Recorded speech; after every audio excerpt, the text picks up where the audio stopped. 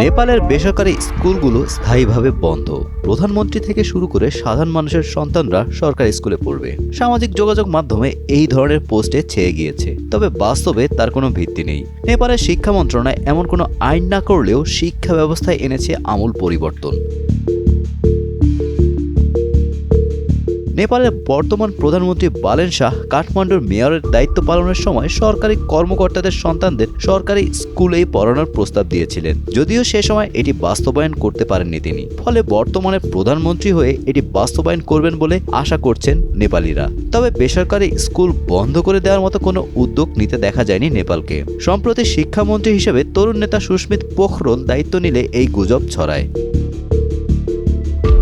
নেপালের সরকারের নেওয়া সবচেয়ে আলোচিত পদক্ষেপটি হলো শিক্ষা প্রতিষ্ঠান থেকে দলীয় রাজনীতি সম্পূর্ণ নির্মূল করা। নতুন নিয়ম অনুযায়ী স্কুল, কলেজ বা বিশ্ববিদ্যালয় প্রাঙ্গণে কোনো রাজনৈতিক দলের ছাত্র সংগঠন বা কার্যক্রম চালানো যাবে না। এমনকি শিক্ষক ও কর্মচারীদেরও কোনো রাজনৈতিক দলের সদস্য হওয়া বা রাজনৈতিক কর্মসূচিতে অংশ নেওয়া নিষিদ্ধ করা হয়েছে। যারা এই নিয়ম অমান্য করবেন তাদের বিরুদ্ধে কঠোর বিভাগীয় ব্যবস্থার হুঁশিয়ারি দেওয়া হয়েছে। সেই সাথে পঞ্চম শ্রেণী পর্যন্ত শিক্ষার্থীদের কোনো প্রথাগত বা লিখিত পরীক্ষা দিতে হবে না। এর পরিবর্তে নিয়মিত ক্লাসের পারফরমেন্স ও সৃজনশীল কাজের মাধ্যমে তাদের মূল্যায়ন করা হবে। এছাড়া শিক্ষার্থীদের স্কুল ব্যাগ ও বইয়ের ওজন কমানোর ওপরও বিশেষ গুরুত্ব দেওয়া হয়েছে।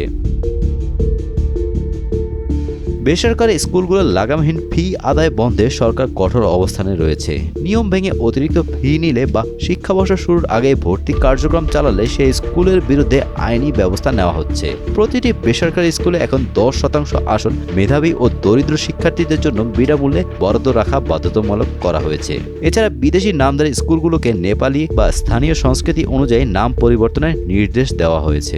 সব মিলিয়ে নেপাল বেসরকারি স্কুল বন্ধ নয়, বরং শিক্ষা সংস্কারের বড় পদক্ষেপ নিয়েছে। Golam Rabbani, Times today.